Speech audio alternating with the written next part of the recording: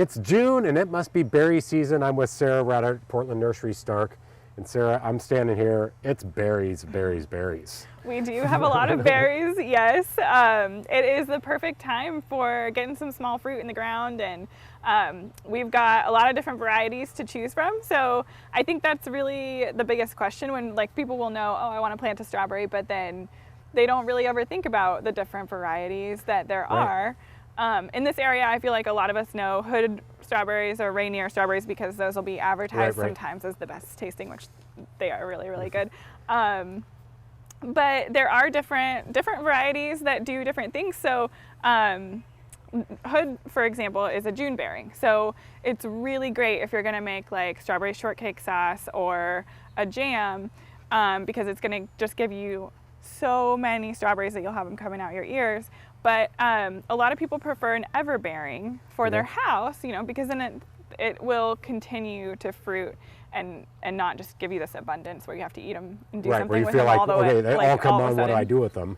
Yeah. Which is great, that if you're canning or preserving, you want that. But if you're doing some fresh eating and want to go out every day and get a handful or whatever, the everbearings are nice. Yes. So we do have actually charts here that kind of break down, are they June bearing, everbearing, what do they taste like, different things like that, and that's also available on our website. So. And then being that it is June now and it's, they are bearing, but you're still selling lots of plants and have a great selection. Is it still okay to plant? Yes it is. And so in each of these pots there's about 10 plants, and so you just kind of separate out the head, and you're going to want to plant them, about a foot apart if you can, or in a pot. And a lot of people will say that you might not get fruit this year, but I think that you will. So. Yeah, looking at here, you're already full of flowers, and you have fruit coming on a lot of these, so you already have a head start. Yes. And we talked about, June bearing and everbearing, and that translates to raspberries also. It does. And that's actually one other thing about the strawberries is they don't need pollinators, like a blueberry would. Same with raspberries, they won't need a pollinator. So yes, we have some different varieties.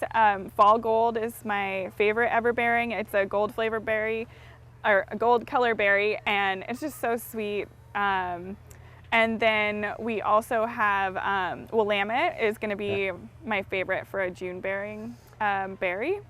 And then raspberry shortcake. Raspberry shortcake allows people to grow it in a container. So if you have a small area, or you're really not wanting to try to contain a raspberry, it's a perfect thing for you, and they actually taste really, really great. Because people can be intimidated sometimes by raspberries because they'll send up the shoots and they're not sure what to do with it, or you need to train them. Yeah, I mean they grow really well in this area, which is good, but also, if they're growing really well in this area, they can tend to get a little bit invasive, and I think that if you let it get out of control, that can be true, but I think if you really just stay on it and kind of, nope, this is where I want you.